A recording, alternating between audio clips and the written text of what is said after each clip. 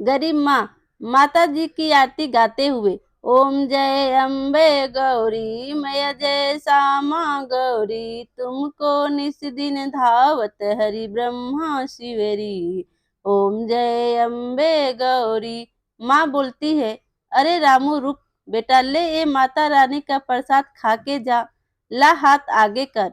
माँ जी का बेटा रामू बोला, ओहो माँ, पहले ही देर हो रही है, ला जल्दी। माँ बोली, जल्दी का काम शैतान का होता है बेटा, आराम से जा।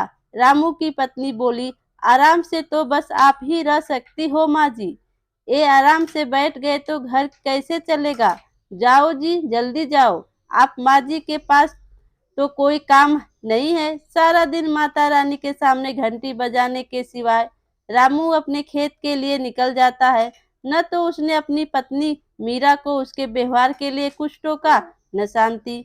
रामू की माँ उससे कुछ कह सकी। दरअसल शांति की बहू मीरा बहुत तेज तर्रार थी, साथ ही लालची और मतलबी भी थी। वो शांति से कभी भी सीधे मुंह बात नहीं करती थी। रामू भी उसी के रंग में रंग चुका था। दूसरी तरफ शांति सारा दिन माता दुर्गा की भक्ति में ही लीन रहती थी।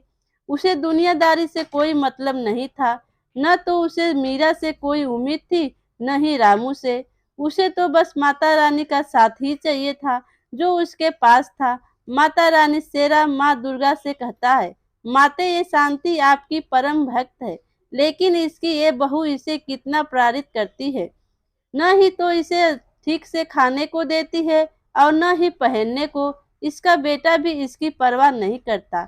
माते आपको नहीं लगता कि शांति को आपकी आवश्यकता है। माता रानी बोली, शेरा आवश्यकता तो हर मनुष्य हर समय होती है, लेकिन उसे पूरा कैसे करना है ये तो मनुष्य के अपने हाथ में ही होता है। विधि के विधान में सभी का भाग्य लिखित है। थोड़ा धीरज रखो। जैसे शांति के मन माँ दुर्गा बसी हुई थी, ठीक वैसे ही माँ दुर्गा भी शांति के बहुत प्रेम करती थी, लेकिन फिर भी अभी शांति को बहुत कुछ सहना था।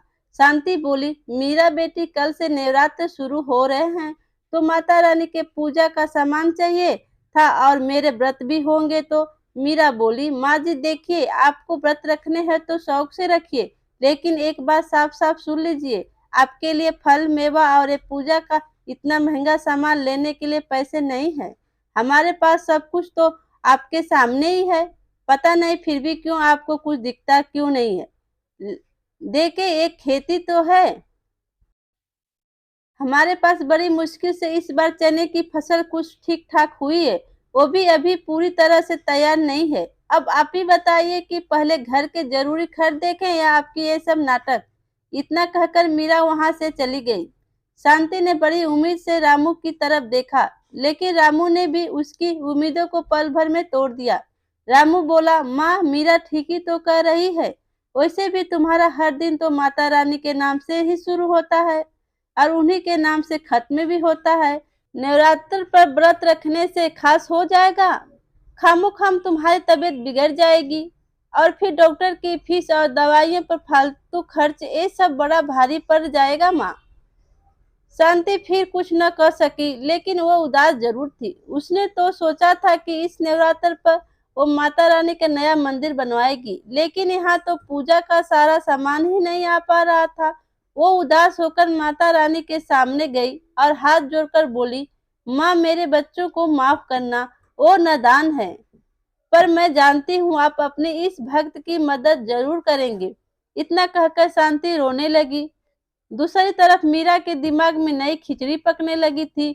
वो रामू से बोली, सुनो जी, मैं क्या बोल रही थी, अपने खेत की फसल बस तैयार होने वाली है, तो किसी को तो उसकी रखवाली करनी होगी। रामू बोला, हाँ रहता तो हूँ मैं खेत में। मीरा बोली, देखा भूल गए ना, कल हम दोनों को मेरे मायके चलना है पूरे एक हफ्ते के लिए। मेरे इकलौते भाई की शादी है, तो जब आप यहाँ नहीं रहेंगे तो खेत का ख्याल कौन रखेगा। रामू बोला, हाँ ये तो मुश्किल हो गई। ऐसा करते हैं कि तुम अकेली चली जाओ, मैं यही रुक जाता हूँ। मीरा बोली, अरे ना ना, आप नहीं चलेंगे तो अच्छा लगेगा क्या, और वैसे भी मैंने शादी के लिए सारी तैयारियां कर ली है। आपके लिए और अपने लिए नए कपड़े भी खरीद लिए हैं। ये देखिए शादी के हर रस्म के लिए अलग-अलग कपड़े खरीदे हैं। मैंने तो शादी में जाना ही है हम दोनों को। रामू बोला, तो फिर खेत खेत कौन देखेगा? मीरा धीरे से बोली, माँ जी है ना, वो रखवाली कर लेंगी खेत की। रामू अचंभित होकर बोला, माँ लेकिन वो कैसे सारा दिन खेत पर करेगी क्या? मीरा बोली, ओहो, ये जो यहाँ घर पर करती हैं, खेत के कोने में जो एक छप्पर पड़ा है, वही सारा इंतजाम कर देंगे। उनकी माता रानी की मूर्ति भी ले जाकर रख देंगे। वहीं पर वैसे भी माँ जी के नवरात्र के व्रत चल रहे हैं, तो उनके खाने पीने की चिंता तो है नहीं। जैसे यहाँ रहने वाली थी वैसे वहां भी रह लेंगी, साथ में खेत की रखवाली भी हो जाएगी। रामू थोड़ा सोचकर बोला, लेकिन क्या ये ठीक रहेगा? मीरा बोली, बिल्कुल ठीक रहेगा जी, अब तुम ज्यादा सोचो मत, हमें कल ही निकलना है। तो ऐसा करो, आज शाम को ही माँ जी को वहां जाकर छोड़ आओ। रामू एक बार भी अपनी माँ की मर्जी पूछता तक नहीं और उसे उसके सामान के साथ खेत के में छोड़ आता है। रामू अपनी माँ से कहता है, अच्छा माँ चलता हूँ, तुम आराम से रहना और हम एक हफ्ते में लौट आएंगे, ठीक है?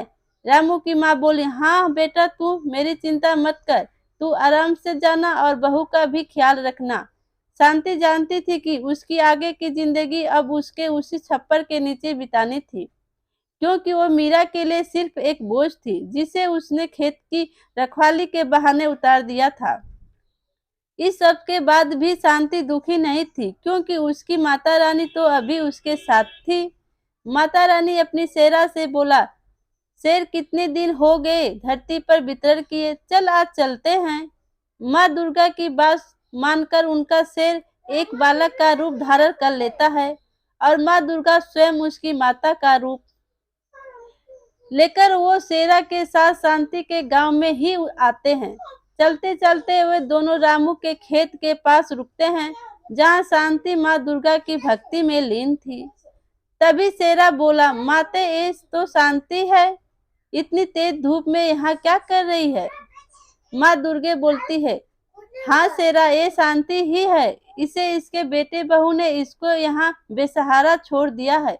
तभी शेरा बोला, ये तो बिल्कुल अच्छा नहीं किया उन्होंने माते, अब तो आपको इसकी मदद करनी ही चाहिए। माँ दुर्गा मुस्कुरा कर शेरा की तरफ देखती हैं और फिर उसे अपने साथ चलने का इशारा करती हैं। वे दोनों सीधे शांति के पास पहुंचते हैं।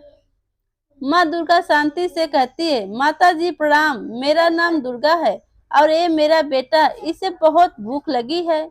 हमारा घर यहाँ से काफी दूर है, पहुँचते पहुँचते शाम हो जाएगी। अगर आपकी आज्ञा हो तो हम आपके खेत से कुछ चने ले सकते हैं। बस मेरे बच्चों का पेट भर जाए इतने ही लेंगे, बड़ी आपकी कृपया होगी, नहीं तुम नहीं ले सकते। शेरा बोला, क्या कहा हम नहीं ले सकते? लेकिन मुझे बहुत भूख लगी है, बस थोड़ी सी दे दीजिए ना। शांति बोली, बेटा कच्चे चने ले भी लोगे तो भला उन्हें खाओगे कैसे? तुम दोनों यहीं रुको, मैं खुद जाके चने लाती हूँ और फिर उन्हें अपने चूल्हे पर भूनकर तुम्हें देती हूँ, फिर देखना क्या स्वाद आता है। शांति उन दोनों को वहीं बैठाकर खुद चने लेने के लिए खेत में चली जाती है और अपनी झोली से ढेर सारे चने लेकर वापस लौटती है। माँ दुर्गे बोलती है, आप रहने दीजिए, इन्हें भूनिए मत, मेरा बेटा ऐसे ही खा लेगा। शांति बोलती है, कमाल करती हो बेटी, ऐसे कैसे खा लेगा? कच्चे चने मैं कहा ना, बस तुम कुछ देर रुको बेटी, तुम बुढ़िया के पास और तो कुछ नहीं है, पर जो कर सकती हूँ वो तो करने दो, मुझे अच्छा लगेगा।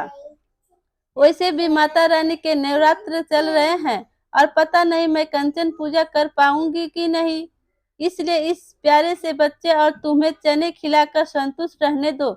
मुझे इसके बाद शांति बड़े ही प्यार से अपने चूल्हे पर उन चनों को खूब अच्छे से भूनती है और फिर माँ दुर्गा और शेरा को खिलाती है। माँ दुर्गा बोलती है, धन्यवाद माता जी, आपके चने का स्वाद मैं कभी नहीं भूलूंगी। इसके साथ ही माँ दुर्गा शेरा के साथ वहां से जाने लगती है। तभी शेरा उससे कहता है, माता मैं जानता हूँ कि ये सब शांति की एक परीक्षा थी, शांति इस परीक्षा में खरी भी उतरी है।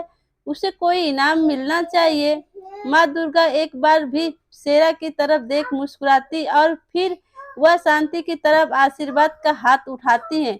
उनके आशीर्वाद से निकले प्रकाश से शांति पूरी की पूरी सोने की बन जाती है।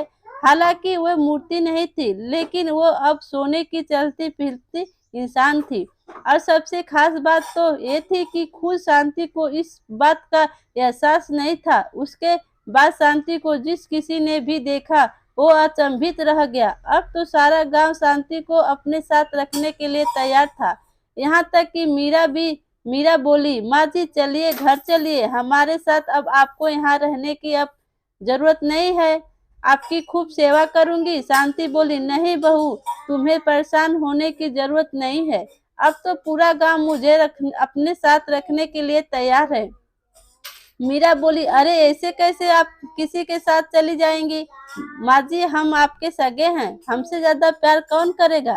भला वैसे भी माँ जी आपको आपसे बस सोना ही चाहिए, आपकी तो यहाँ किसी को नहीं पड़ी है। शांति बोली, हाँ बहू तुम्हारी ये बात तो बिल्कुल सच है, इसलिए मैंने तय किया है कि मैं किसी के साथ नहीं जाऊंगी, अपनी माता रानी के साथ यहीं रहूंगी हमेशा। मीरा बोली, नहीं माँ जी, मैंने कहा ना आप मेरे साथ ही चलिए, अपने घर चलिए। अब आपके लिए माता रानी का बहुत बड़ा मंदिर बनवा कर देंगे, अब सारा दिन माता रानी की पूजा करना, और अब से हर नवरात्रि माता रानी के लिए जागरण भी करवाएंगे। शांति हंसते हुए, नहीं बहू, अब इस सब की जरूरत नहीं। इतना कहकर शांति माता रानी के चरणों में अपना सर रखती है और अगले ही पल में वो अपने प्राण त्याग देती है। ऐसा लग रहा था कि मानो उसने माता रानी के चरणों में ही मोक्ष प्राप्त कर लिया था। शांति को जो चाहिए था वो उसे मिल गया, लेकिन मीरा को नहीं, क्योंकि न तो अब शांति सोने की थी और मीरा के किसी काम की।